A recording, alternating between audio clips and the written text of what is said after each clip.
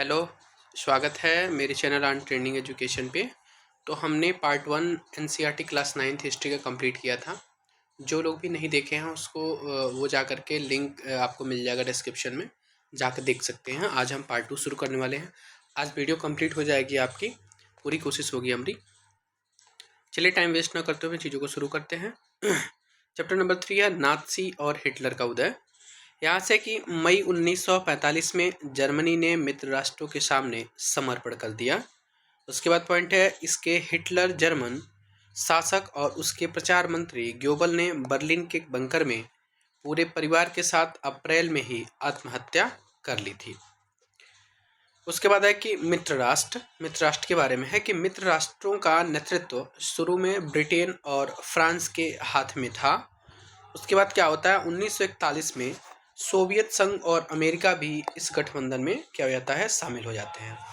उसके बाद से उन्होंने धुरी शक्तियों यानी जर्मनी, इटली और जापान का मिलकर के सामना करते हैं और यही सामना क्या होता है कि धुरी राष्ट्र हार जाते हैं, ठीक है ना, और आकर के इनके सामने समर्पण कर देते हैं। उसके बाद पॉइंट है आपका कि नाज़ी शब्द दिया है। पॉइंट आपका नाज़ी शब्द जर्मन भाषा नाज़ियोडाल के प्रारंभिक अक्षरों को लेकर बनाया गया है। नाज़ियोडाल हिटलर की पार्टी का नाम का पहला शब्द था, इसलिए पार्टी के लोगों को नाज़ी कहा जाता है। यानी नाज़ीवाद जो आया है शब्द ना, वो हिटलर से संबंधित है। जो हिटलर के पार्टी का पहला अक्षर था ना, पहला जो शब्द था वो नाज़ी था, नाज़ियोडाल से आया ये, और यहीं पे जा कर के अगला उसके पार्टी के नाम रख दिया जाता है नाज़ी, ठीक है ना। तो अब नेक्स्ट पॉइंट है आपका कि दूसरे विश्व युद्ध में जर्मनी ने जनसंहार किया था, मतलब काफ़ी लोगों का कत्लेआम किया था। उसके बाद कह रहा है कि यहाँ पर युद्ध उसके बाद है कि 60 लाख यहूदी और लगभग 2 लाख जिप्सी तथा 10 लाख पोलैंड के नागरिकों को मौत के घाट उतार दिया गया था, ठीक है ना, बहुत ज़्यादा मौतें हुई थी। उसके बाद पॉइंट है आपका कि न्यूरेमबर्ग अदालत में मात्र 11 मुख्य नाज़ियों को ही मौत की सजा दी गई थी, केवल 11 लोगों को। उसके बाद है कि वाइमर गणराज्य का जन्म कैसे होता है, देखते हैं उसमें कि प्रथम विश्व युद्ध में अमेरिका 1917 में शामिल हुआ। और उसके बाद पॉइंट है कि नई व्यवस्था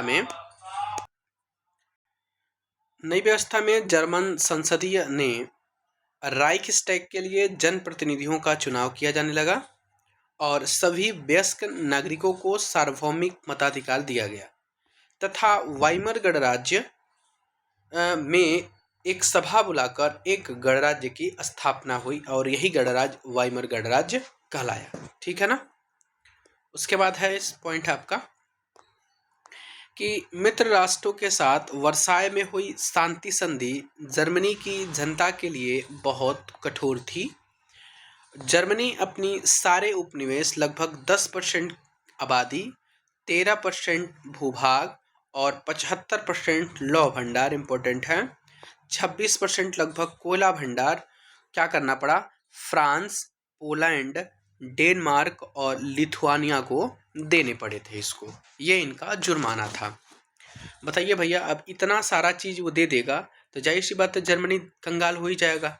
उसके बाद है कि युद्ध अपराध बोध अनुच्छेद के तहत युद्ध के कारण हुई सारी तबाही के लिए जर्मनी को जिम्मेदार ठहराया गया। क्लियर है ना। उन्होंने कहा कि ये कम्प्लीटली जो जितनी भी युद्ध की तबाही हुई है वो सब के सब जिम्मेदार जर्मनी है और उनकी भरपाई भी जर्मनी को करनी पड़ेगी। उसके बाद है कि पॉइंट नंबर नेक्स्ट कि लगभग 6 अरब का जुर्माना लगाया गया है जर्मनी पर। सोचिए, राइनलैंड जो था ना, एक खनिज संसाधन का इलाका था, ठीक है ना। जर्मनी ने इस सभी हार तथा वर्साय में हुए सभी हार और तथा वर्साय में हुए अपमान के लिए वाइमर गणराज्य को जिम्मेदार ठहराया। उन्होंने कहा जितनी भी ये चीज़ें हुई हैं ना, इस सब के जिम्मेदार वाइमर गणराज्य है, ठीक है। आगे है कि वाइमर गणराज्य के हिमातियों में मुख्य रूप से समाजवादी, कैथोलिक तथा डेमोक्रेटिक खेमे के लोग थे। उसके बाद है कि नवंबर के अपराधी कहकर इन हिमातियों का मजाक भी उड़ाया गया। फिर कह रहा है कि खंदक युद्ध के मोर्चे पर, ये इंपॉर्टेंट क्वेश्चन पूछा जा चुका है कि खंदक क्या था। तो खंदक युद्ध के मोर्चे पर सैनिकों के छिपने के लिए खोदे गए गड्ढे थे और उसी गड्ढे में जाकर के सैनिक छुपते थे और छुप करके और दूसरे पे क्या करते थे, वो प्रहार करते थे या बचने के लिए भी, छिपने के लिए भी इस खंदक का प्रयोग किया जाता था। उसके बाद है कि स्पार्टकिस्ट, क्या नाम है, स्पार्टकिस्ट नामक रेडिकल संगठन रूस में बोल्शेविक क्रांति की तर्ज पर जर्मनी में क्रांतिकारी विद्रोह की योजनाओं को अंजाम दिया। कौन है ये? स्पार्टकिस्ट। ध्यान दीजिएगा, बीपीएससी आपको बुक से अंदर की चीजें, क्वेश्चन में ही आंसर छुपा है, आप नहीं समझ पाएंगे, तो हर एक पॉइंट को बारीकी से पढ़िए। जैसे से दे रहा है ना, इसमें से क्वेश्चन, ये सही क्वेश्चन, इसमें से 3 तरीके क्वेश्चन निकाल सकता है वो। संगठन पूछ सकता है, किस क्रांति की तर्ज पर जर्मनी क्रांति में विद्रोह हुआ, ये सारी चीजें इस प्रकार से पूछी जा सकती है आपकी, ठीक है ना। उसके बाद पॉइंट है आपका कि पुराने सैनिकों को वाइमर गणराज्य ने फ्रीको नामक संगठन की मदद से कुचल दिया। स्पार्टकिस्टों ने जर्मनी में कम्युनिस्ट पार्टी की नींव डाली। उसके बाद है कि जर्मनी का विशाल कोयला भंडार वाला इलाका रूर प्रदेश था। वेरी वेरी इंपॉर्टेंट, ठीक है ना, ये इंपॉर्टेंट पॉइंट है, नोट करते जाएंगे आप लोग। जर्मनी की मुद्रा क्या थी उस समय? मार्क थी, ठीक है ना। उस समय एक अमेरिकी डॉलर बराबर कितना मार्क था? लगभग 24,000 मार्क हुआ करता था। नहीं, अमेरिकी डॉलर उस समय बहुत तगड़ा था, मार्क की कीमत बहुत ही छोटी थी, बहुत ही कम थी।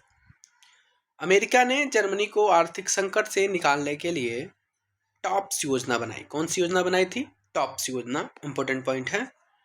तथा हर्जाने की कीमत दोबारा तय किया गया।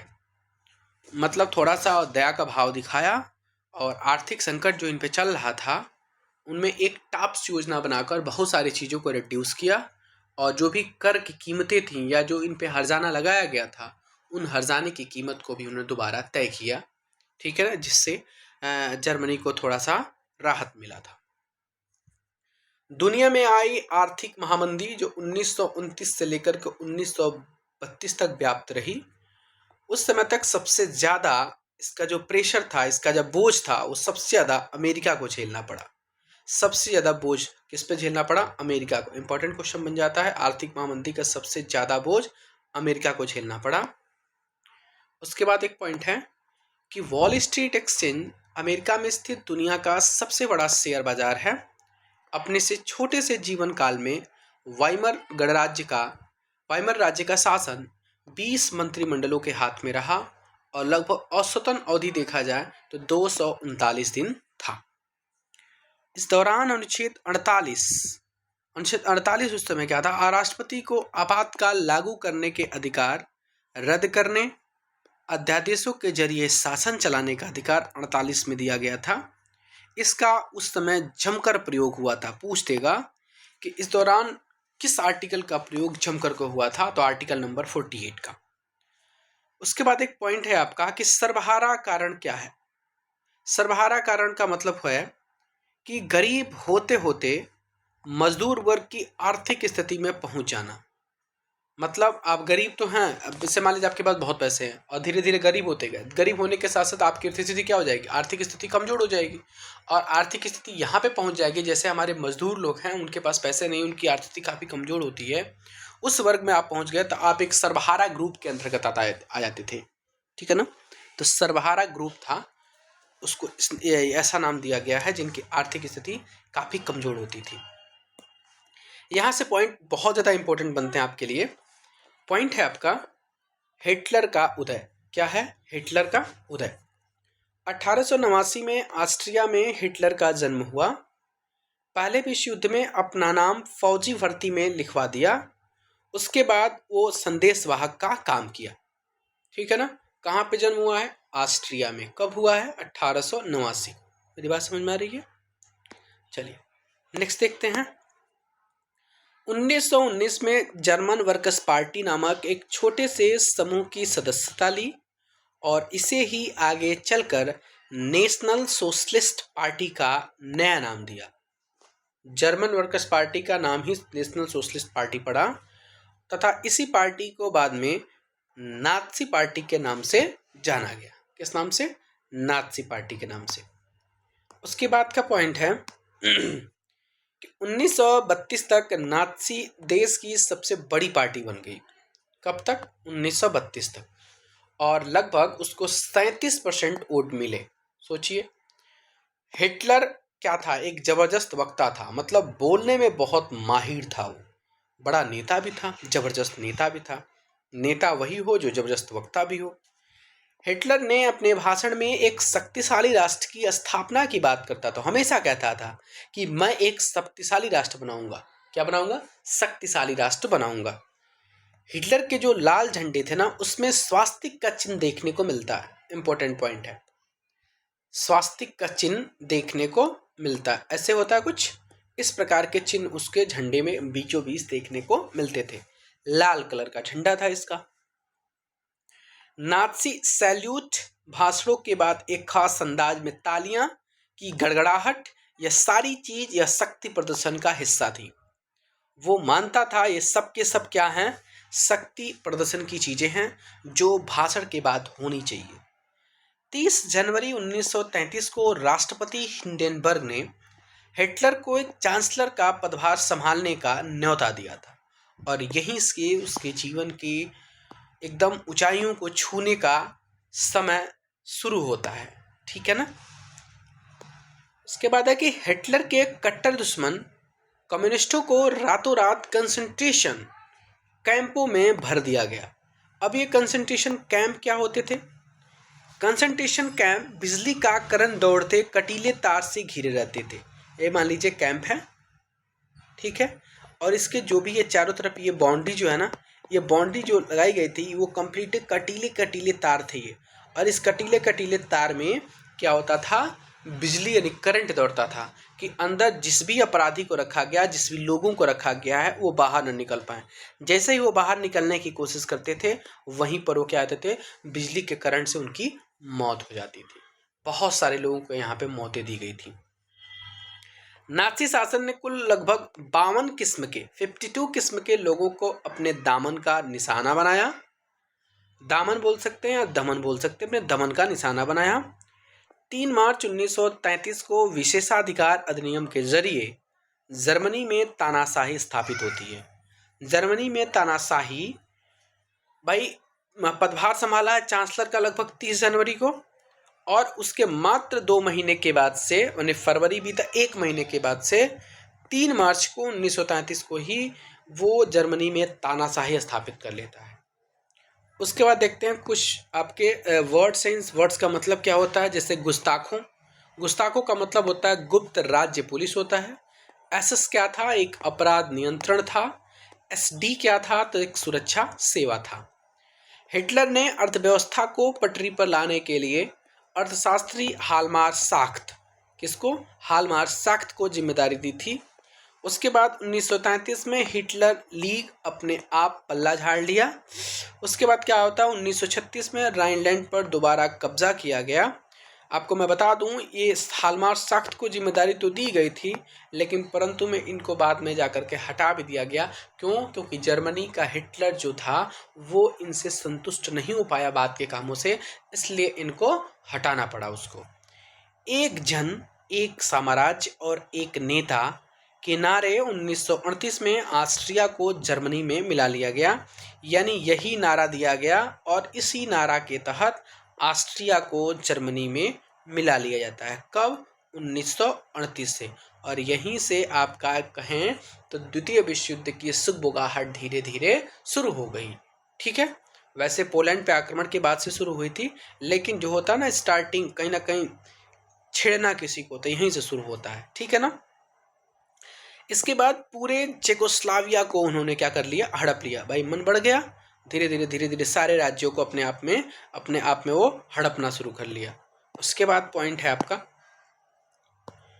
कि हिटलर ने आर्थिक संकट से निकलने के लिए युद्ध का विकल्प चुना। उन्होंने कहा कि आर्थिक संकट से निकलना है तो हमें युद्ध करना पड़ेगा। 1 सितंबर 1939 को उसने पोलैंड पर आक्रमण कर दिया। कब किया है? 1 सितंबर 1939 को, डेट याद रखिएगा। और यहीं से द्वितीय युद्ध की शुरुआत मानी जाती है। दिया ना, इसकी वजह से फ्रांस और इंग्लैंड के साथ भी युद्ध शुरू हो गए।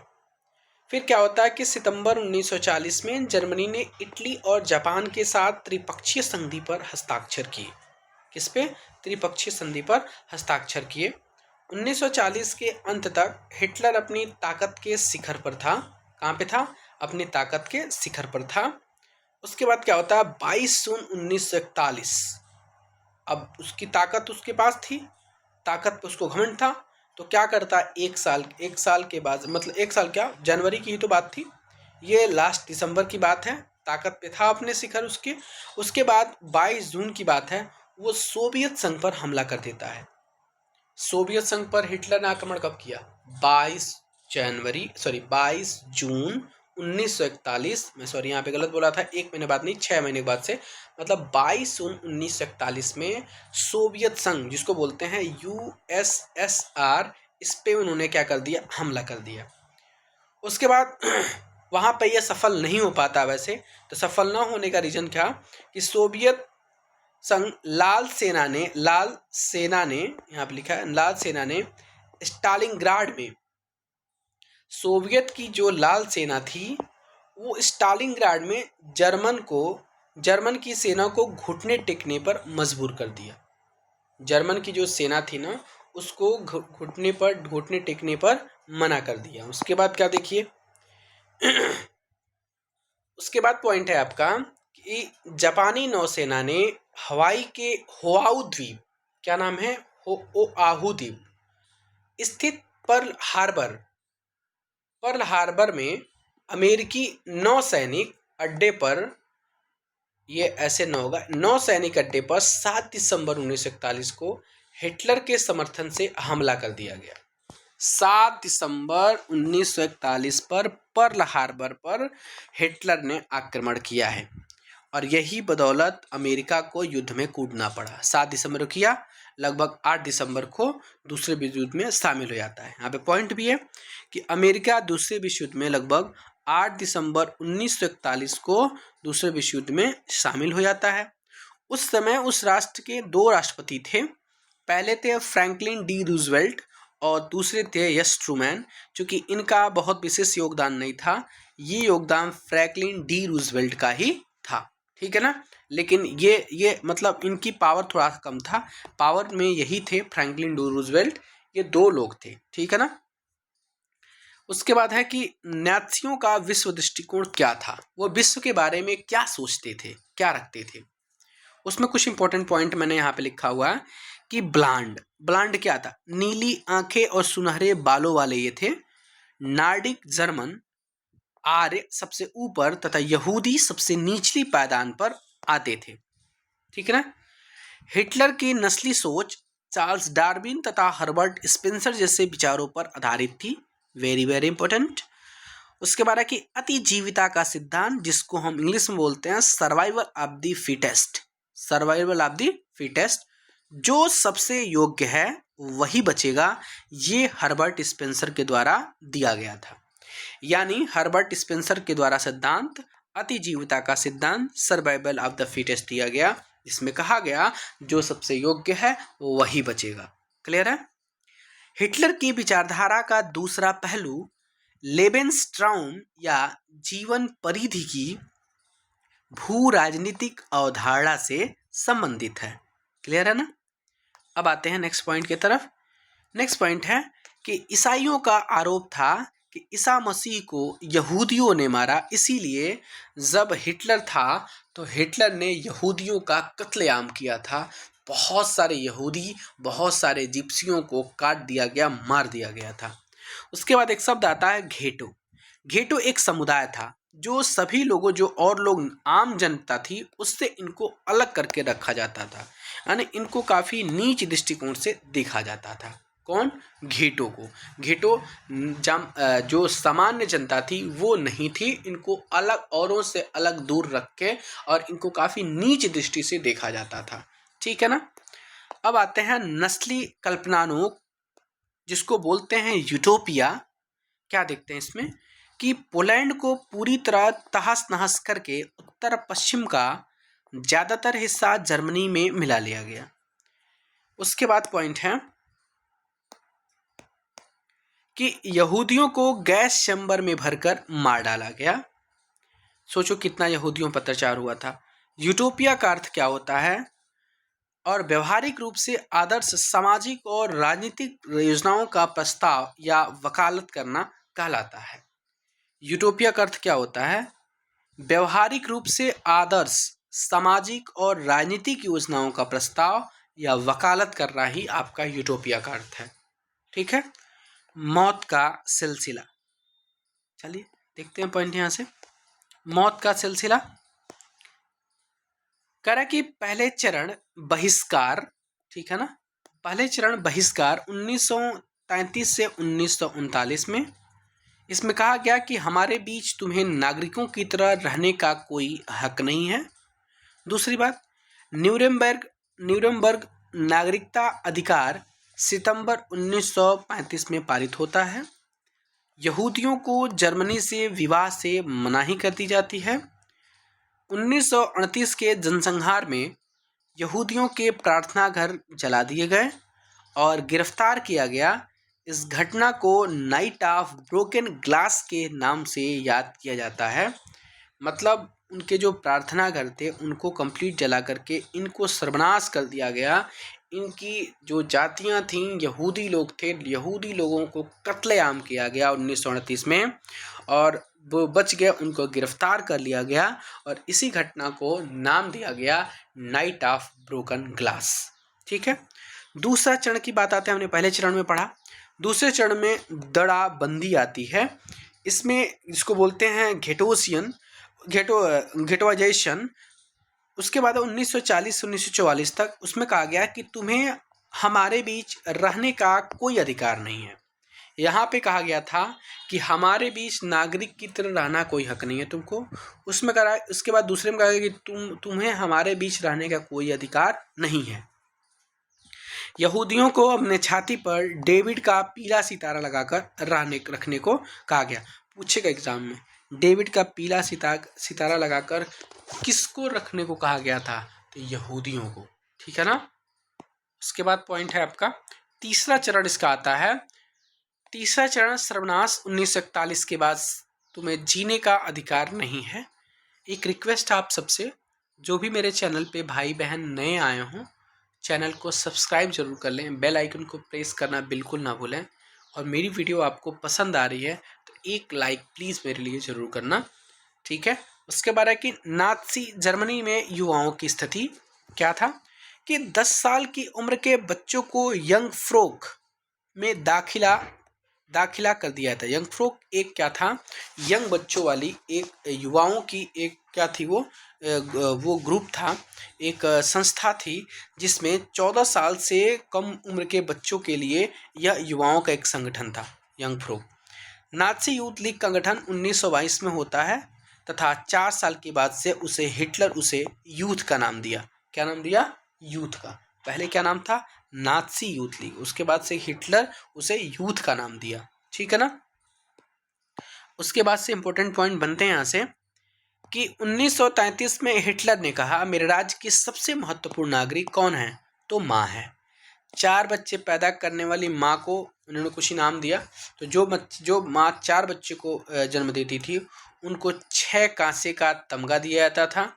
फिर जो माँ 8 बच्चों को जन्म दी, 4 बच्चों को देने वाली को कितने? 6, माँ को 3 कांसे हैं शायद, 3 या 2 कांसे हैं शायद। 6 बच्चे को पैदा करने वाली माँ को चांदी का 8 या उससे ज़्यादा पैदा करने वाली माँ को सोने का तमगा दिया जाता था। ठीक है ना। मेरी बात समझ में आ रही है आपको? उसके बाद है कि सामूहिक हत्या, विशेषकर व्यवहार अंतिम समाधान यहूदियों के संदर्भ में, यूथजेनिया विकलांगों के लिए, चयन और संक्रमण मुक्ति आदि शब्दों से व्यक्त किया जाता था। उसके बाद है कि गैस चैम्बरों को संक्रमण मुक्ति क्षेत्र के नाम से जाना जाता था। द एटर्नल जू अक्षय यहूदी सबसे कुख्यात फिल्म थी।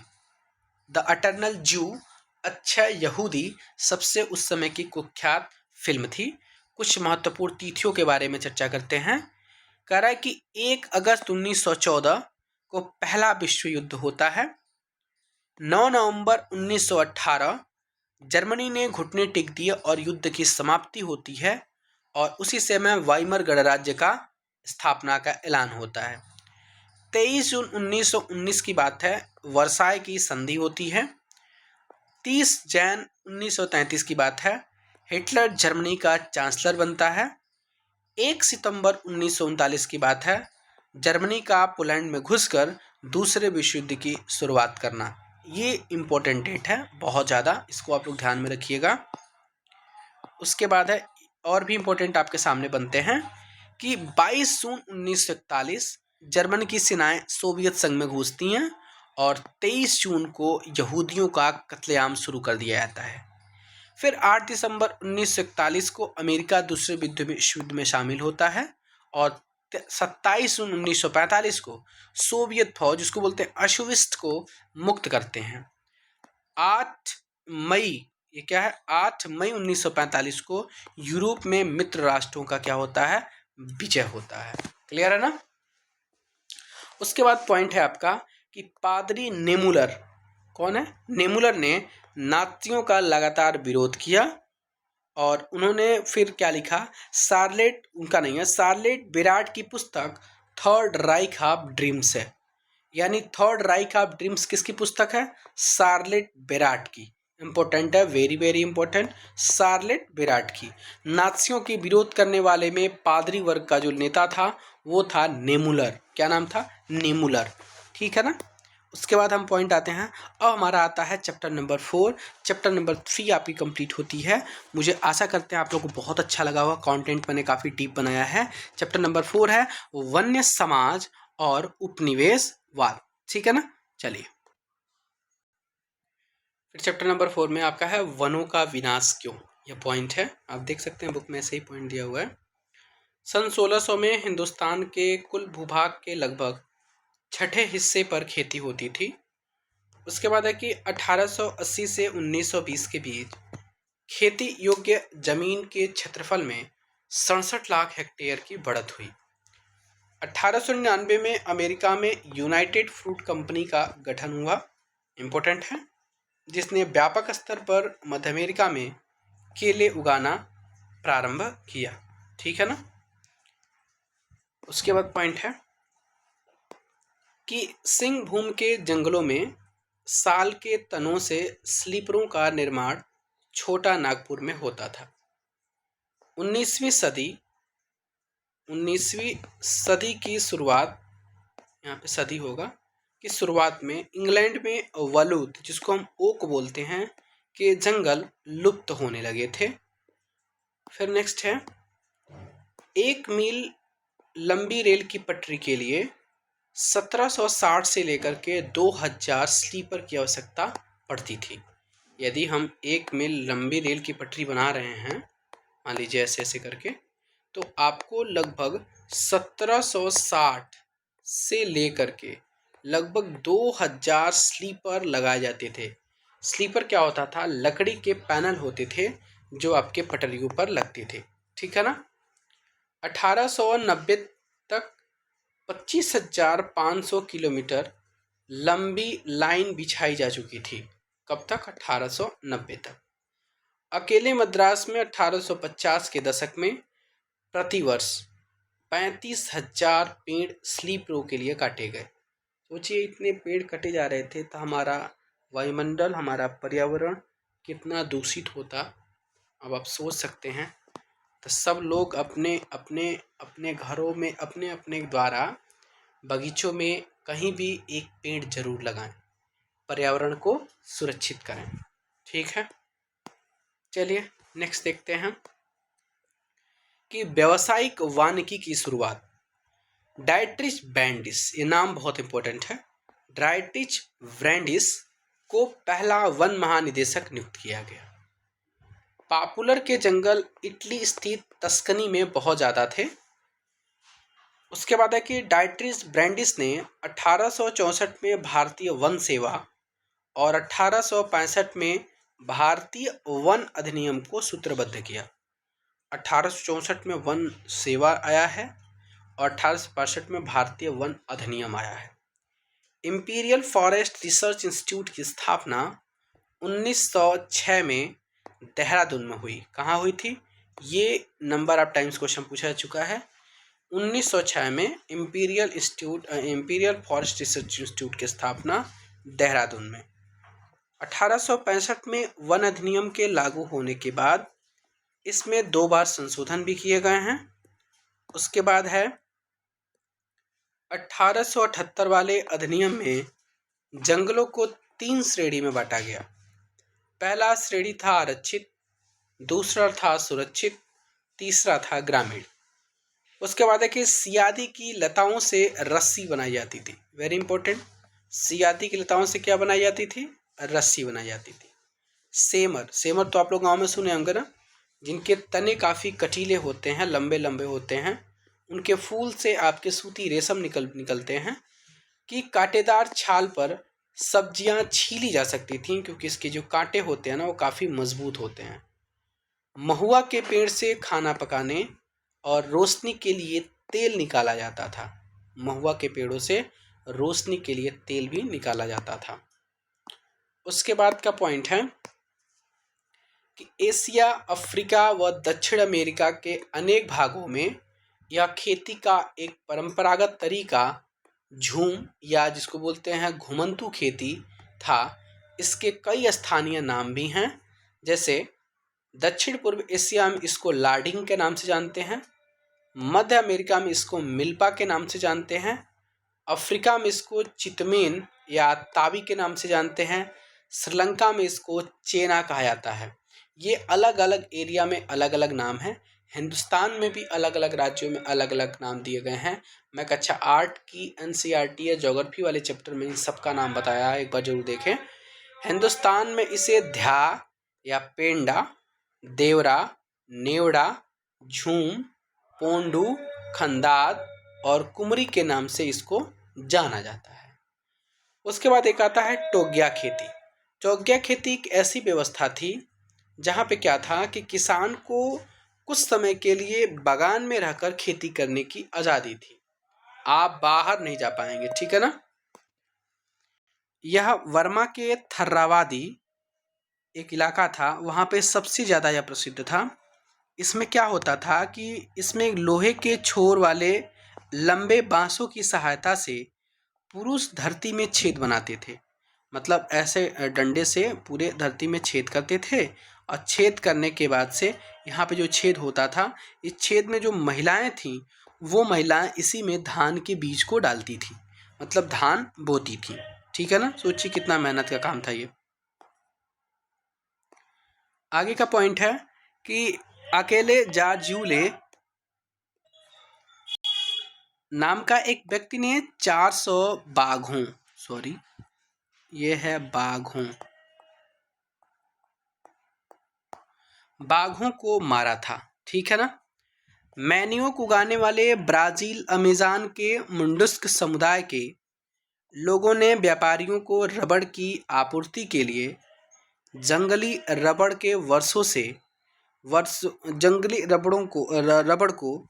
वर्षों से लेटेक्स एकत्र करना प्रारंभ किया था। यानी जो रबड़ होते थे ना, उसमें से लेटेक्स नाम का एक पदार्थ था, उसको एकत्र करना प्रारंभ किया था। कहाँ से? ब्राज़ील के अमेजन से। कुरवा कराचा एस्क्यूला मद्रास प्रेसिडेंसी के चरवाहे हैं। कुरवा कराचा एस्क्यूला ये क्या हैं? चरवाहे हैं जो मद्रास प्रेसिडेंसी के अंतर्गत आते हैं, तथा घुमंतू समुदाय के लोग थे, ठीक है। इनमें से कुछ को अपराधी कबीले कहा जाने लगा, क्योंकि ये अपराध प्रवृत्ति की काम भी कर दिया करते थे, इसलिए इनको अपराधी कबीले कहा गया, ठीक है। उसके बाद आता है पॉइंट,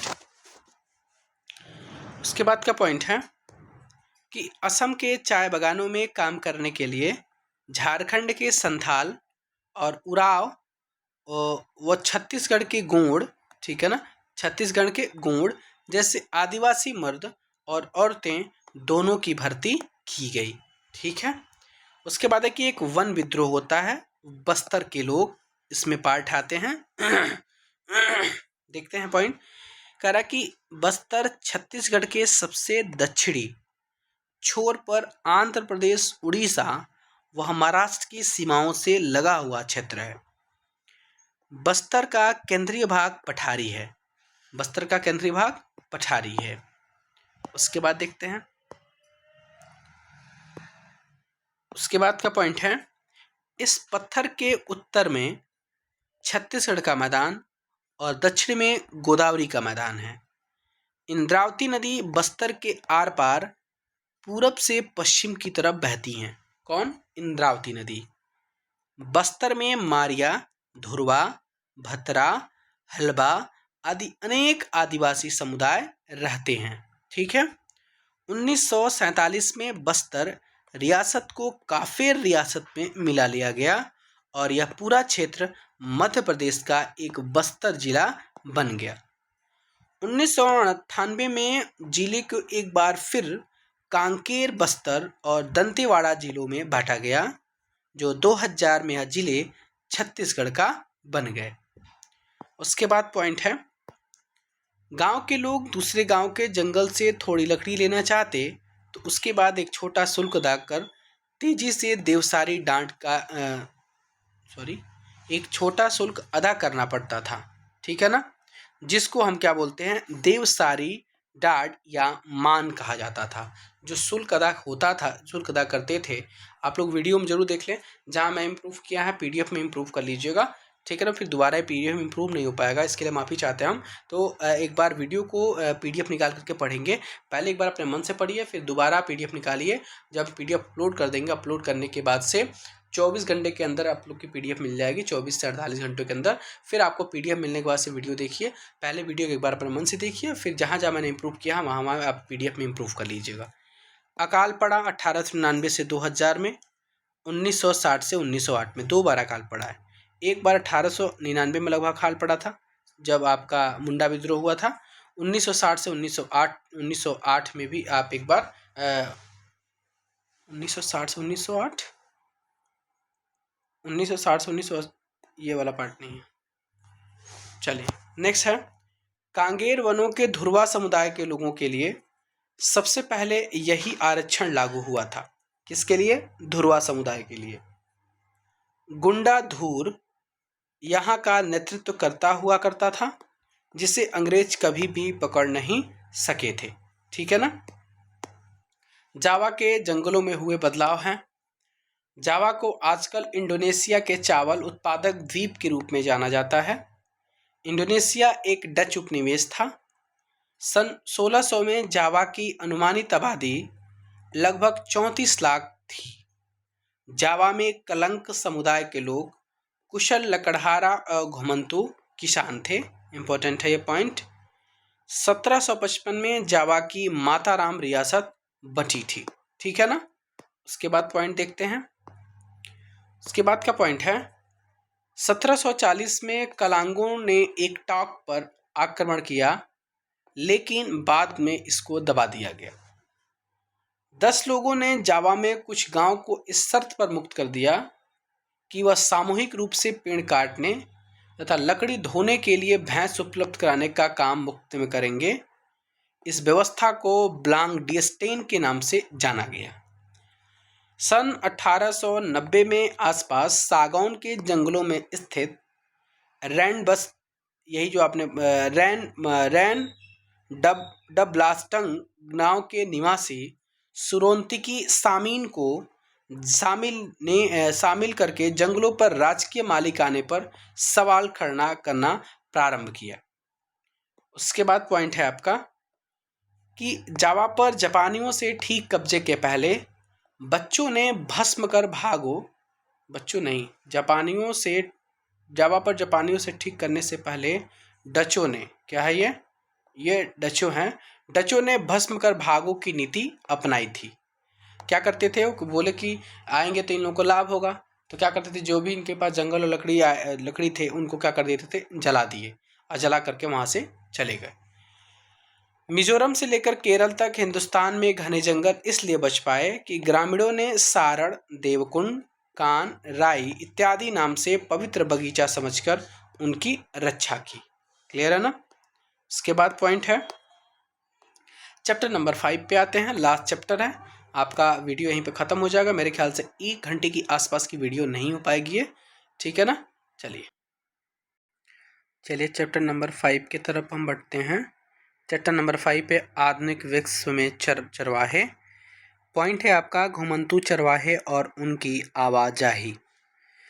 पहला पॉइंट है इसमें कि जम्मू एंड कश्मीर के गुज्जर बकरवाल समुदाय के लोग भेड़ बकरियों के बड़े बड़े रेवड़ रखते थे।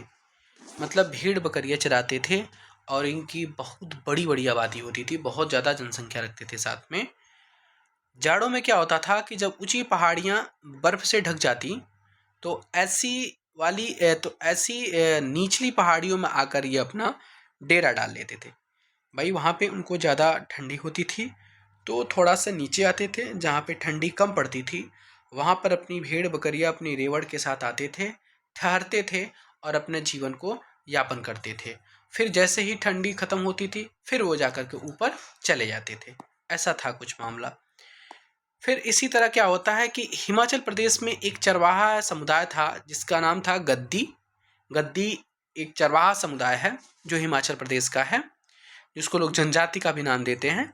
यह लोग पूरी गर्मियाँ लाहौर और स्पीति, यह है स्पीति में बिताते थे, क्योंकि गर्मियाँ यहाँ पे ज़्यादा थी तो वो ठंडी का मज़ा लेने के लिए, ठंडी को फील करने के लिए, अब मौसम का आनंद लेने के लिए वो ऊपर चले जाते थे, जो लाहौर और स्पीति में चले जाते थे। फिर वहाँ पर जाकर के पूरी गर्मियाँ वो व्यतीत करते थे।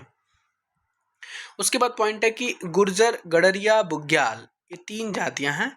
इनके मिलने वाले रिंगल थे, एक तरह का पहाड़ी बांस है ये, और घास से बने मंडपों में रहते थे। बुग्याल में जो मिलने वाले रिंगल थे ना, रिंगल क्या है? एक प्रकार का पहाड़ी बांस है, वो इससे घास के बने मंडपों में ये लोग रहते थे। भाबर, भाबर क्या है? तो भाबर क्या है इसको देखते हैं। भाबर गढ़वाल तथा कुमायूं के इलाके में पहाड़ियों के निचले हिस्से के आसपास पाए जाने वाले शुष्क या सूखा जंगल का इलाका है। भाबर कहाँ का इलाका है ये? गढ़वाल और कुमायूं के इलाके में पहाड़ियों के जो निचले हिस्से होते थे, जो शुष्क होता था या सूखा होता था, वो जंगल का एक प्रकार का इलाका था। बुग्याल, बुग्याल ये ऊंचे पहाड़ों में स्थित घास के मैदान थे। ठीक है ना, ये क्या थे? और यहाँ पे रहने वाले लोगों को बुग्याल भी कहा गया है, आपको पता ही है, ऊपर बताया मैंने। तो बुग्याल क्या था? ऊंचे पहाड़ों पर पाए जाते थे, वहाँ पे घास के मैदान होते थे और उसी घास के मैदान को हम क्या बोलते हैं? बुग्याल बोलते हैं। अब आते हैं पठारों, मैदानों और रेगिस्तानों में। क्लियर है ना मेरी बात? चलिए पॉइंट देखते हैं कि धनगर महाराष्ट्र का एक जाना माना चरवाहा समुदाय है। ये बहुत ज़्यादा इंपॉर्टेंट है, ध्यान रखिएगा आप लोग। कर्नाटक, आंध्र प्रदेश के लोग गोला समुदाय के गाय, भैंस, उसके बाद कह रहा है कि प्लेट, अकुरभा समुदाय के भेड़ बकरियां पालते थे। बंजारे उत्तर प्रदेश, पंजाब, मध्य प्रदेश और महाराष्ट्र के कई इलाकों में रहते हैं। कहाँ रहते हैं बंजारे? उत्तर प्रदेश, पंजाब और मध्य प्रदेश तथा महाराष्ट्र के इलाकों में रहते हैं। राजस्थान के रेगिस्तान में एक रायका, जिसको रायका या रायका के नाम देते हैं, रायका समुदाय रहता था। कहाँ रहता था? राजस्थान के रेगिस्तान में।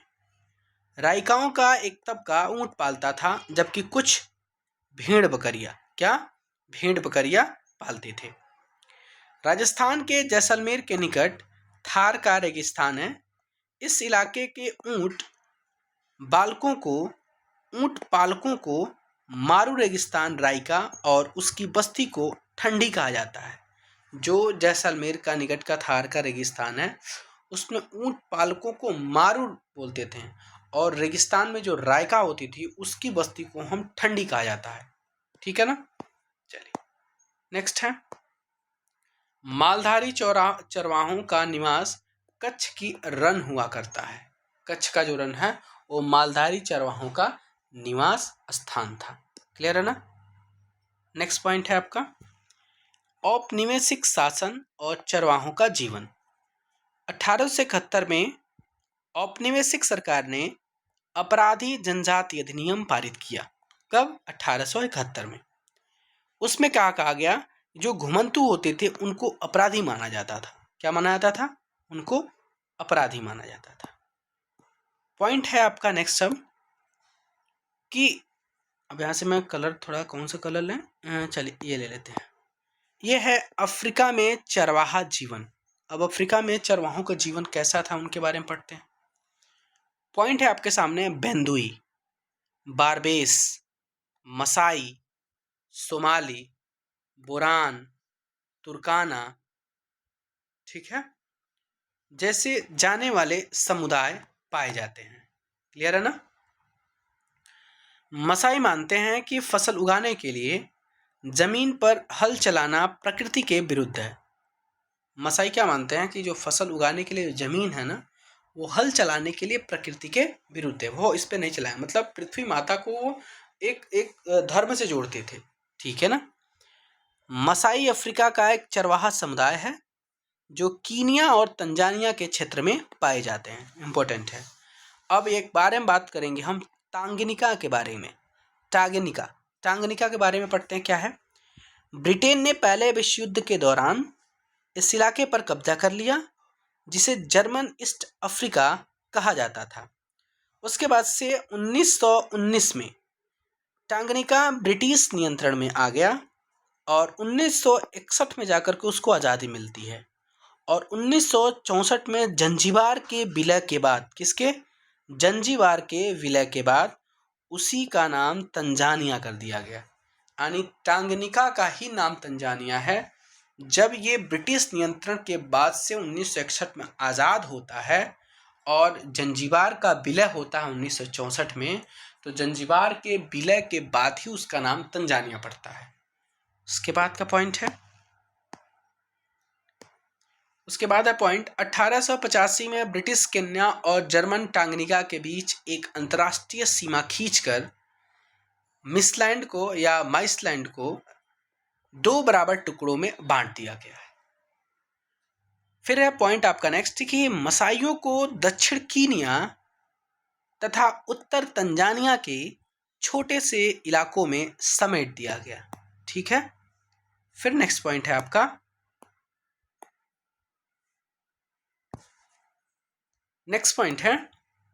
कि केन्या में मसाई, फिर मारा व संबरू नेशनल पार्क और तंजानिया में सेरेगांटी पार्क जैसे शिकार इसी तरह अस्तित्व में आए। मिसाल के तौर पर सेरेगांटी नेशनल पार्क, इंपॉर्टेंट है, ध्यान दीजिएगा, 14,760 किलोमीटर स्क्वायर, मतलब इसको ऐसे बोल सकते हैं, से भी ज़्यादा क्षेत्रफल मसाइयों के चरगाहों पर कब्जा करके बनाया गया था। यानी जो सेरेगांटी नेशनल पार्क है, इस पर किसका हक था? इस पे हक था मसाइयों का। जो इस पे चारागाह समुदाय है, ये जो इस पे मैक्सिमम एरिया को इन्होंने कवर किया हुआ था और कवर करने के बाद से ये अपना नाम दिए थे। ठीक है ना। तो सेरेगांटी नेशनल पार्क में किस समुदाय का सबसे ज़्यादा कब्जा था? तो इम्पोर्टेंट क्वेश्चन है, वो कब्जा था किसका? मसाइयों का। ठीक है ना। उसके बाद का पॉइंट है, मसाई नाम माँ शब्द से है। किस नाम से? माँ शब्द से, जो बनता है माँ और साई का मतलब होता है मेरे लोग। क्या होता है? मसाई में माँ शब्द है, 2 शब्द है माँ और साई, जिसका मतलब होता है मेरे लोग। ठीक है ना। उपनिवेश बनने से पहले मसाई समाज 2 सामाजिक श्रेणियों में बटा हुआ था। पहला था वरिष्ठ, जिसको हम एल्डर बोलते हैं। दूसरा था योद्धा, जिसको हम वॉरियर्स बोलते हैं। ये मतलब मसाई समाज जब मतलब उपनिवेश नहीं बना था ये, तो इनके पहले इनकी सामाजिक श्रेणियाँ थी, वो 2 थी। जो पहला वरिष्ठ और योद्धा था। तो इसमें जो वरिष्ठों का काम था वो शासन चलाते थे और योद्धाओं का काम क्या होता है? वॉरियर्स का लड़ाई करना, अपने साम्राज्य की रक्षा के लिए क्या कहते हैं, हमेशा तत्पर रहते थे। यानी जो वरिष्ठ जन इनको आदेश देते थे कि हमारे ऊपर जो भी जो हम आपको क्या, आपसे मुझे क्या चाहिए? हेल्प चाहिए। हेल्प में क्या चाहिए? सुरक्षा। तो 2 प्रकार की श्रेणी थी। श्रेष्ठ जन जो थे, वरिष्ठ जन जो थे, वो शासन चलाने की जिम्मेदारी लेते थे और शासन के साथ साथ उनको सुरक्षा की जिम्मेदारी कौन देता था? तो वॉरियर्स यानी योद्धा देते थे। क्लियर है ना। चरवाहे अतीत के अवशेष नहीं हैं। वे ऐसे लोग नहीं हैं जिनके लिए आज की आधुनिक दुनिया में कोई जगह नहीं है। यानी चरवाहे केवल अतीत के अवशेष नहीं, यानी इनको तवज्जो दिया जा। ये ऐसे लोग हैं जो आज की दुनिया के लिए कोई जगह, आज आधुनिक दुनिया में इनकी कोई जगह नहीं दी जाती है, ठीक है ना। इसके बारे में बात किया गया है। उसके बाद उसमें पर्यावरण जो विद होते हैं ना, वो कहते हैं कि अर्थशास्त्री इस बात को काफ़ी गंभीरता से मानने लगे हैं कि घुमंतू चरवाहों की जीवन शैली दुनिया के बहुत सारे पहाड़ी और सूखे इलाकों में जीवन यापन के लिए सबसे ज़्यादा उपयुक्त है। तो इसी के साथ मेरा नाम है, मैं अपना नाम बता दे रहा हूँ, अभि शुक्ला मेरा नाम है। तो मैं बाई इसलिए लिखा हूँ क्योंकि मैंने खुद इस पर काम किया है। तो जो भी भाई बहन मेरे चैनल पे पहली बार आए हैं, चैनल को सब्सक्राइब ज़रूर कर लें, और वीडियो पसंद आए तो लाइक ज़रूर कर लें। अच्छा लगा हो और आप लोग मेरा सपोर्ट करना चाहते हैं तो प्लीज़ मेरी वीडियो को शेयर ज़रूर करना ना भूलें। इसके बाद से क्लास नाइन्थ की एनसीईआरटी ख़त्म हो गई। क्लास नाइन्थ की एनसीईआरटी के साथ साथ हिस्ट्री ख़त्म होने के साथ मैंने ज्योग्राफी करा दिया। इसके बाद क्लास 10th की हिस्ट्री आएगी। उसके बाद धीरे धीरे मैं एससीईआरटी पे भी काम कर रहा हूँ। उसके बाद एससीईआरटी की ज्योग्राफी, उसके साथ साथ आपका बिहार जीके भी आएगा। तो बिल्कुल परेशान ना होंगे आप, धीरे धीरे सारी वीडियो आपको मिलेगी। तो इसी के साथ मैं अलविदा लेता हूँ। Thank you so much.